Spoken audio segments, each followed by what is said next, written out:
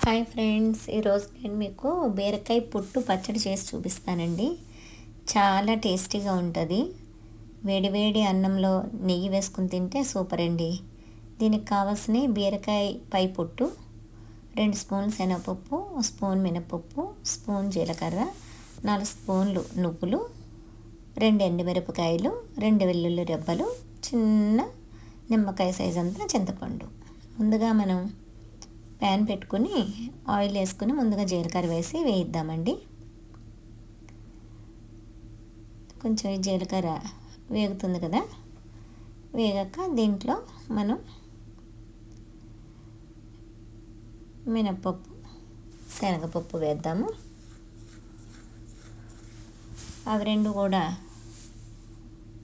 కొంచెం దోరగా వేయించుకుంటే, ఈ పచ్చడిలో పచ్చిమిరకాయలు కదండి మనం వేసేది, ఎండుమిర్చి చేస్తాము, చాలా టేస్ట్గా ఉంటుంది. ఇదిగోండి ఎండుమిర్చి, వెల్లుల్లి కూడా వేసి, పప్పులన్నీ వేగినాయి కదా, అప్పుడు అవి రెండు కూడా వేసి, నువ్వులు కూడా వేసి కాస్త దోరగా వేయించుకుందాం. ఇప్పుడు వీటిని సపరేట్గా ఒక ప్లేట్లో తీసుకొని చల్లారనిచ్చాక అప్పుడు మిక్సీ చేసుకుందామండి. ముందుగా పోపులు చేసి అప్పుడు బీరకాయ తొక్కలు వేసి చేయాలన్నమాట. మళ్ళీ అదే ప్యాన్లోని ఆయిల్ వేసి బీరకాయ తొక్కలు వేసి కాస్త వేయించుకుందాం. వీటిని దోరగా వేయించుకుంటే అండి, కాస్త ఆ పచ్చివాసన పోయి దోరగా వేయించుకుంటే బాగుంటుంది అండి. బీరకాయ తొక్కలను కూడా కొంచెం అలా ఆయిల్లో అటు ఇటు వేయించుకొని వేగిపోయినాయండి. ఇప్పుడు ముందుగా ఆ పప్పులన్నీ కూడా మిక్సీ జార్లో వేసుకొని మిక్సీ చేసుకుందాం. మిక్సీ అయిపోయింది కదండి. ఇప్పుడు ఈ బీరకాయ తొక్కలను కూడా వేసుకొని దీనిలోని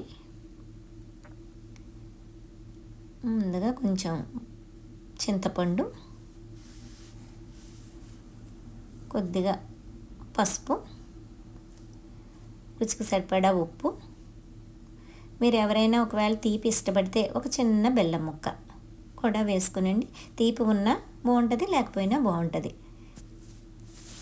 వేసుకొని దీన్ని మిక్సీ చేసుకుందాం. అవసరానికి కొంచెం వాటర్ కూడా వేసుకోవచ్చండి. కొంచెం మిక్సీ జార్ తిరగకపోతే చేసుకోవడమేనండి.